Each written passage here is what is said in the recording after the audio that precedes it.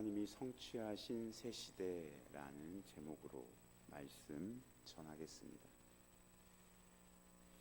올해 3.1절은 106주년 기념으로 보냈습니다. 3.1절은 참으로 뜻깊은 날입니다. 그것은 단순히 1919년 거족적으로 만세운동을 벌여서라기보다는 우리 소년들이 새로운 시대를 꿈꾸었기 때문입니다. 3.1절의 정식 명칭은 독립선언일입니다. 소년들이 외쳤던 대한독립 만세에서 그 대한은 이미 망해져 버린 황제의 나라 대한제국이 아니라 시민이 주인이 되는 공화정 대한민국을 의미했습니다. 그래서 바로 그해 4월 11일 중국 상해에서 대한민국 임시정부가 수립된 것입니다. 106년 전 기미독립선언서에서는 새로운 시대를 선포했습니다. 힘의 시대가 아니라 정의의 시대에서 새로운 세계의 건설을 소망했습니다. 그 결과 우리는 이제 새 나라, 새 시대, 새 나라에서 살아가고 있습니다. 대한민국에서 살아가고 있는 것이죠. 하나님께서도 우리에게 새로운 시대와 새로운 나라를 허락해 주셨습니다. 새 시대의 새로운 나라는 예수 그리스도께서 다스리는 하나님의 나라입니다. 그리고 우리에게 또 더 정확하게 말해서 우리 교회에게 예수님과 더불어 그 통치에 참여하게 하셨습니다. 이것이 얼마나 놀랍고 은혜로운 감격스러운 사실입니까? 그 사실에 대해 우리가 잘 알지 못할 뿐이지 하나님의 통치자이신 예수 그리스도와 함께 그 하나님 나라의 통치에 동참한다는 것은 우리가 예수 그리스도와 함께 그 통치자의 반열에 참여하고 있다는 것이죠. 하나님은 예수 그리스도를 통해서 우리에게 이러한 놀라운 일을 행하셨습니다. 그 놀라운 일이 무엇이며 또 그것이 우리에게 어떤 의미가 있는지 오늘 베드로의 설교를 통해서 살펴보겠습니다. 하나님은 새 시대를 우리에게 주시기 위해 과연 어떤 일을 하셨습니까? 첫 번째로 예수님을 십자가에 달리게 하셨습니다. 예수님을 죽음에 내어 주신 것입니다. 베드로는 하나님이 예수님을 통해서 큰 권능과 기사와 표적을 베푸셨다고 소개합니다. 하나님이 그 누구보다 더 인정하는 분이 예수님이셨고 또 하나님이 허락하신 분이 예수님이시라는 것을 우리가 다 알고 있다고 전제하고 있는 것이죠. 베드로는 청중을 향해서 예수님의 죽으심과 부활하심을 선포합니다. 그런데 유대인들은 이 예수님을 얼마 전에 로마 관리들의 손을 빌어서 십자가에서 처형시켰습니다. 베드로는 여기에서도 하나님의 섭리가 있다고 말씀합니다. 그는 예수님이 십자가에서 처형되신 것은 하나님의 예정된 경륜에 따른 것임을 강조합니다. 오늘 보면 23절 말씀 우리 한 목소리로 함께 읽겠습니다. 시작.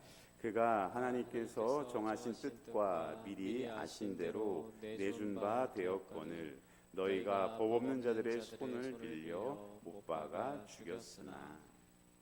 여기서 베드로가 말하는 하나님의 정하신 뜻과 또 미리 아신 대로 이루어진 일, 그것은 무엇을 의미할까요?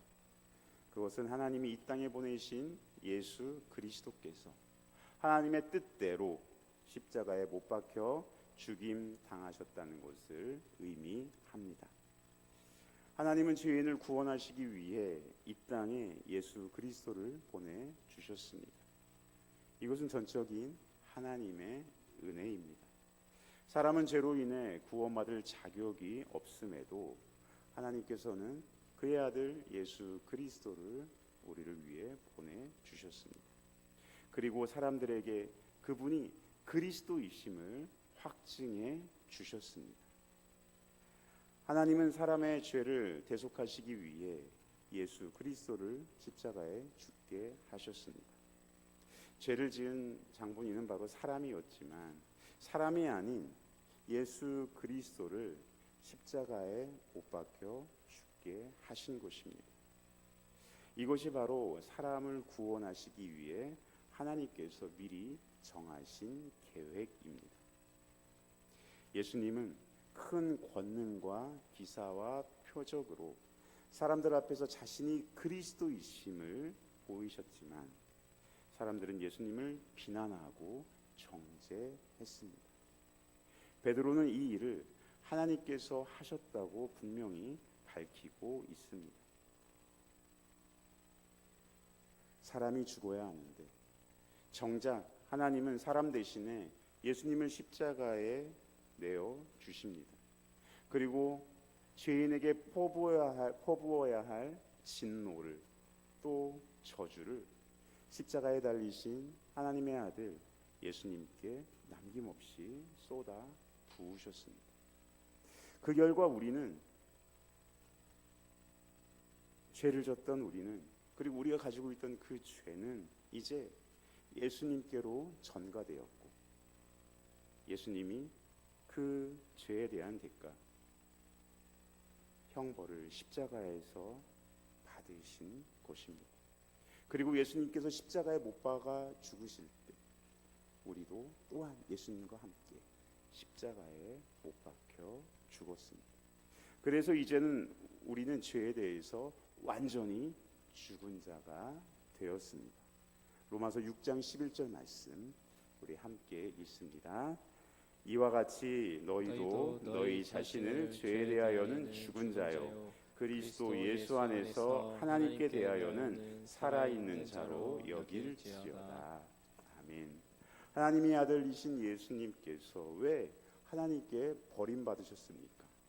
또한 사람들에게 인정받으신 예수님이 왜 사람들에게 버림을 받으셨습니까?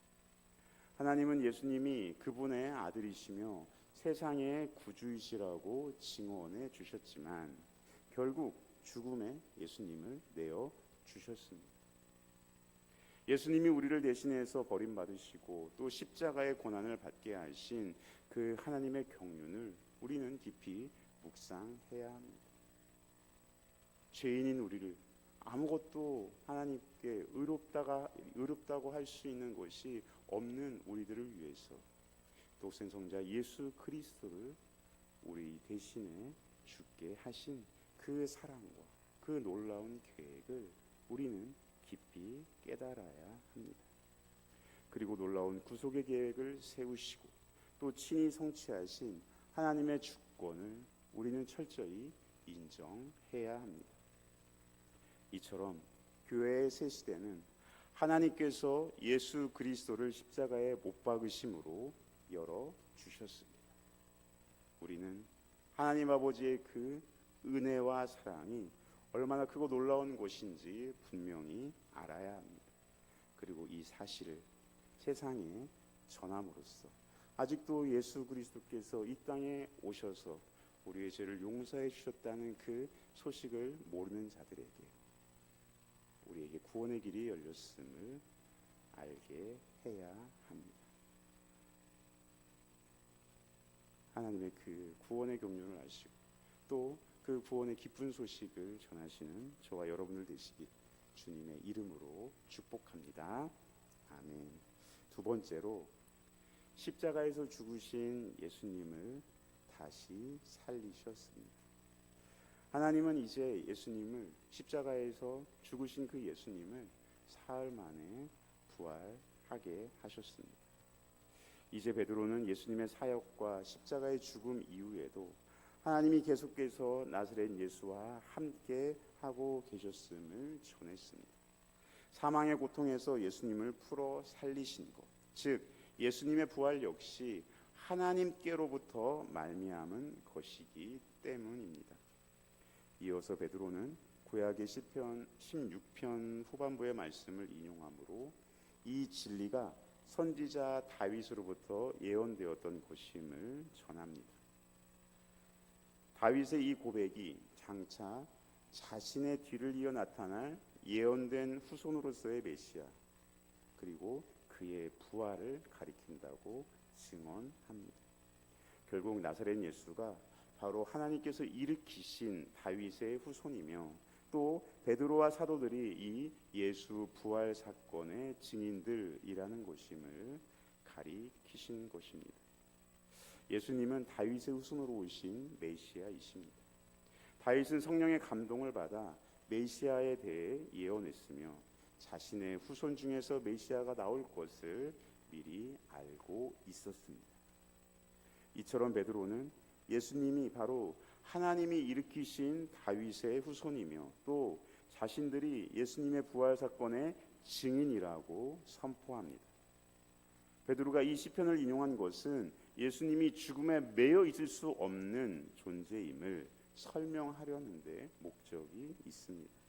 죽음에서 부활하신 예수님이 바로 이 시편에서 말했던 그분이란 바로 그 다윗의 후손으로 오신 그 메시아가 바로 얼마 전에 죽었던 그리고 부활하신 예수 그리스도이심을 베드로는 선포하고 있는 것입니다. 하나님은 죽임당하신 예수 그리스도를 다시 살리셨습니다. 하나님 아버지는 사람의 범죄 때문에 아들 예수 그리스도를 죽음에 내어주셨고 또한 사람을 의롭다 하시기 위해서 다시 그를 살려내셨습니다. 로마서 4장 25절 말씀 우리 함께 읽겠습니다. 예수는 우리가 범죄한 것 때문에 내줌이 되고 또한 우리를 의롭다 하시기 위하여 살아나셨느니라. 아멘. 하나님이 예수 그리스도를 죽음에 내어주셔서 우리는 죄에 대하여 죽은 자가 되었습니다. 우리의 죄값을 예수님이 대신 치르셨기 때문입니다. 그런데 이것만으로는 충분하지 않은 것이죠. 하나님 나라에 들어가려면 하나님께서 요구하는 그 의를 충족시켜야 합니다. 우리의 죄만 사라졌다고 들어가는 나라가 하나님의 나라가 아닌 것입니다. 그래서 예수 그리스도의 죽음으로 우리의 죄가 완전히 제거되었지만 우리는 하나님 앞에 여전히 죽은 자에 불과합니다. 그래서 하나님은 다윗이 예언한 대로 예수 그리스도를 다시 살리셨습니다. 이로써 우리를 하나님께 대하여 살아있는 자로 만들어 주셨습니다. 로마서 6장 11절 말씀 우리 다시 한번 읽겠습니다. 시작. 이와 같이 너희도 너희 자신을 죄에 대하여 죽은 자요 그리스도 예수 안에서 하나님께 대하여는 살아있는 자로 여길지어다. 아멘. 예수 그리스도를 믿고 연합한 자는 예수님이 부활하시어 하나님께 인정받고 또 선포하신 그 의를 덧입게 됩니다. 우리의 의로움을 확증하시기 위해 예수 그리스도를 다시 살리신 놀라운 하나님의 은혜를 우리가 깨닫고 찬양해야 할 이유가 바로 여기에 있습니다. 그래서 예수 그리스도께서 부활하심으로 말미암아 우리는 죄에 대하여 죽은 자였다가 이제 의에 대하여 살아난 자가 되었습니다. 그래서 하나님께서 요구하시는 하나님 나라의 그 의를 예수 그리스도를 덧입고 충족시킬 수 있던 것이죠. 이제 우리의 죄가 해결되었고 또 하나님께서 인정하시는 그 의로움이 우리에게 덧입혀졌기 때문에 이제는 우리가 하나님 나라의 백성으로 하나님 나라에 들어가서 하나님과 영원히 살아갈 수 있는 그 길이 열린 것입니다. 그런데 안타깝게도 구약에서 예언한 메시아를 아직도 기다리고 있는 사람들이 있습니다. 하지만 메시아는 이미 이 땅에 오셨으며 성경은 예수님이 메시아이심을 확증하고 있습니다. 예수님은 우리를 위해 부활하셔서 대속의 결과인 의를 보증하시고 또 선포하셨습니다. 이 모든 것은 죄인인 우리를 구원하시기 위한 하나님의 놀라운 계획입니다. 하나님은 우리를 구원하시기 위해 행하신 그 일들을 우리가 너무나 당연하게 여겨서는 안 될 것입니다. 하나님이 베푸신 그 은혜에 우리는 감사해야 합니다. 더 나아가 엉뚱한 메시아를 기다리는 자, 또 아직도 메시아의 존재조차 모르고 있는 자들에게 예수님의 부활 소식을 전하는 증인의 삶을 살아야 할 줄로 믿습니다. 그 하나님의 은혜에 우리가 감사하고 또 찬양하며 또 그 부활의 기쁜 소식, 또 우리의 그 구원의 그 놀라운 소식을 전하시는 저와 여러분들 되시길 주님의 이름으로 축복합니다. 아멘. 세 번째로, 하나님은 부활하신 예수님을 주와 그리스도가 되게 하셨습니다. 예수님의 부활에 이어 베드로는 이제 예수님의 승천을 다윗의 또 다른 고백인 시편 110편 1절을 인용함으로써 전하고 있습니다. 시편 110편 1절 말씀을 우리 한번 살펴보겠습니다. 우리 함께 읽습니다. 시작. 여호와께서 내 주에게 말씀하시기를 내가 내 원수들로 내 발판이 되게 하기까지 너는 내 오른쪽에 앉아 있으라 하셨도다. 아멘. 이 구절을 통해서 베드로는 다윗의 후손으로 이 땅에 오신 예수님이 혈통적인 족보를 넘어서서 이제는 부활하시고 또 승천하신 다윗의 주가 되셨음을 선포하고 있습니다. 하나님은 부활하신 예수 그리스도를 보좌 우편에 앉히셨습니다. 그리고 예수님은 부활하신 지 40일 후에 제자들이 보는 가운데 하늘로 승천하셨습니다. 그리고 하나님의 보좌 우편에서 다윗의 왕위에 즉위하셨습니다. 다윗의 왕위는 예수님의 왕위에 대한 예표입니다. 성경의 예언대로 이 땅에 오셔서 죽으시고 또 다시 사신 예수님께서는 이제 만왕의 왕이요 만주의 주이십니다. 이제 승천하신 예수 그리스도의 천상 통치가 이루어졌습니다. 이제 그 일이 시작됐습니다. 어떻게 우리는 알 수 있습니까? 바로 오순절 성령 강림 사건을 통해 우리는 알 수 있습니다. 예수 그리스도께서 친히 성령을 이 땅에 부어주시고 보내주심으로 하나님 나라를 다스리시는 주님이 되셨음을 우리에게 알리셨습니다. 새로운 통치의 시작, 바로 새 시대가 열린 것입니다. 오늘 본문의 36절의 선포처럼 우리가 십자가에 못 박은 예수님을 하나님께서 우리의 주님과 그리스도가 되게 하신 것입니다. 이는 예수님이 부활과 승천으로 새로운 신분이 되셨다는 것을 의미하는 것이 아니라 예수님께서 주와 그리스도가 되심을 부활과 승천 사건을 통해서 비로소 우리들이 깨달을 수 있게 하셨다는 것입니다. 예수님은 본래 주와 그리스도이십니다. 그런데 예수님이 주와 그리스도가 되게 하셨다는 이 말씀의 뜻은 바로 부활과 승천의 사건을 통해서 이제 예수님이 주와 그리스도이심을 몰랐던 우리들이 비로소 예수님께서 주와 그리스도이시구나라는 것을 깨닫게 되었다는 의미입니다. 그래서 베드로가 이스라엘의 온 집이 이 사실을 분명히 알기를 촉구했듯이 교회는 이 사실을 온 세상에 전파해야 합니다. 바로 예수께서 주님이시고 그리스도이심을 분명히 선포하고 전파해야 합니다. 예수님은 승천하셔서 하나님 보좌 우편에 앉아 계시지만 더 나아가 이제 예수님의 영인 성령님이 우리 안에 거하셔서 우리를 통치해 주시고 인도해 가십니다. 우리 주 예수 그리스도께서 이 땅에 다시 오시면 새 하늘과 새 땅에서 영원히 통치하실 것입니다. 우리에게 성령님을 보내주셨고 또 성령님은 우리 안에 내주하셔서 지금도 우리를 다스리고 계십니다. 비록 세상의 모습을 보면 사탄이 활개치며 이 땅을 어지럽히고 있지만 예수님은 분명히 이 땅을 통치하고 계십니다. 지금 우리는 하나님의 임재 속에서 하나님의 통치를 받으며 이 땅 가운데 살아가고 있습니다. 우리 주 예수 그리스도는 이제 곧 오셔서 이 땅을 완전히 회복시키실 것입니다.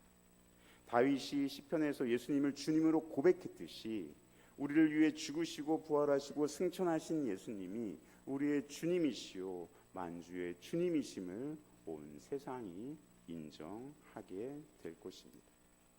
그날이 올 때까지 우리가 예수 그리스도를 주로 고백하며 또 그 소식을 이 땅에 있는 모든 이들에게 전파하며 살아가게 되시길 주님의 이름으로 축복합니다. 아멘. 이제 말씀 맺겠습니다. 우리는 지금 대한민국이라는 민주공화국에서 살아가고 있습니다. 그런데 여전히 황제를 모시는 대한제국에 살고 있다고 착각하는 사람들이 있습니다. 그렇다면 우리는 그들에게 어떤 일을 해줘야 할까요? 바로 우리나라가 이미 국민이 주인이 된 대한민국임을 알려주어야 합니다. 마찬가지로 우리는 새 시대 새 나라에 살아가고 있습니다. 그런데 여전히 옛 언약 가운데 옛 시대 옛 나라에 살아가고 있는 사람들이 있다면 우리는 어떻게 해야 할까요? 바로 새 시대 새 나라가 도래했음을 우리가 알려줘야 할 것입니다. 하나님은 예수 그리스도를 통해서 새 시대를 이루셨습니다. 이제 우리는 새 나라의 백성으로서 하나님께서 이루신 일들을 선포해야 합니다. 그 일이 무엇입니까? 첫 번째로 하나님은 예수님을 십자가에 달려 죽게 하셨습니다. 그리고 십자가에서 죽으신 예수님을 다시 살리셨습니다.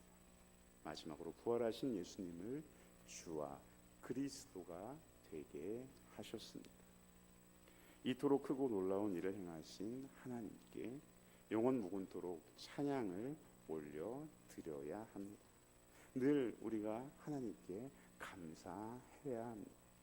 그리고 아직도 예수님을 주와 그리스도로 인정하지 않거나 또 새 시대가 이미 왔음을 모르는 자들에게 이 사실을 꼭 전해 주어야 합니다.